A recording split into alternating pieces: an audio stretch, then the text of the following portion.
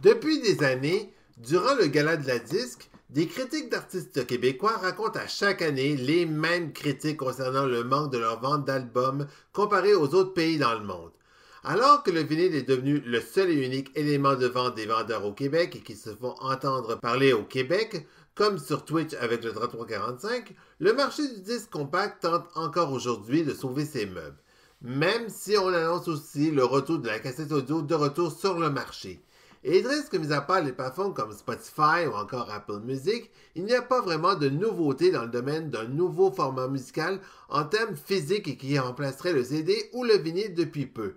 Les Japonais, malgré qu'ils sont les inventeurs de nombreuses machines telles que le Walkman ou les formats physiques tels que la cassette audio ou encore le disque compact, refusent de créer un nouveau format musical physique car là-bas, le disque compact reste toujours aussi populaire en termes de vente au Japon.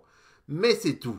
C'est aussi le pays avec le plus grand retard en termes de format physique encore désuet qui survit encore de nos jours dans ce pays.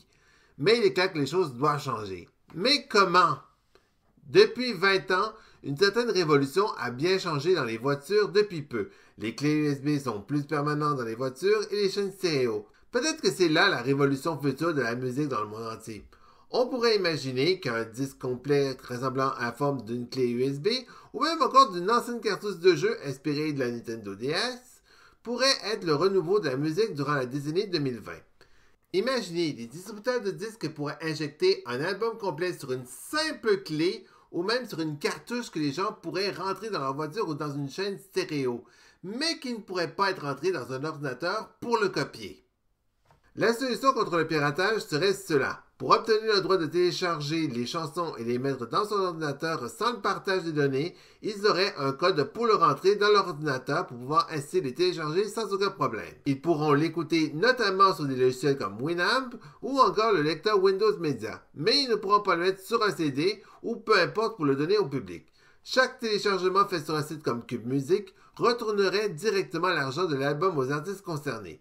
Vous allez peut-être me dire que les gens ordinaires vont se faire voler leur argent à cause du site en question, ce qui est relativement faux. Les téléchargements provenant des codes offerts par l'achat du disque resteront gratuits pour les acheteurs. C'est les artistes qui, de leur côté, recevront directement les bénéfices de la vente de l'album provenant du site internet qui retourneront directement aux artistes musicaux du Québec. Mais est-ce qu'un jour, une telle technologie arrivera sur notre marché musical du Québec? Aucune idée.